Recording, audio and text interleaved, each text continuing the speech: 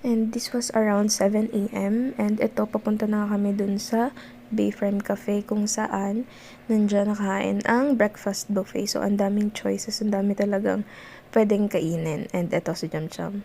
Ito yung napili naming food sa kanya.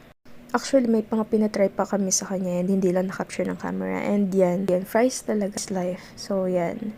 Eat lang na eat, love. And ito nga, nung papunta na kami sa room, pabalik na. Ba't paiyak na? Nagkukulitan yung mag-ama. And yan, ang cute-cute talaga ni Baby Jam. Nakikipaghambulan pa nga ako. And carpeted naman yung floor nila. So, safe naman si Baby if ever na madapa. And ito naman yung moment kasama ako. Syempre, yan. At iba naman sa loob. And yan, hindi mapigil ang kanyang energy. Grabe kulit. At ito, nag-minutes na nga ang mga person dahil nagutom. So, yan. Kain.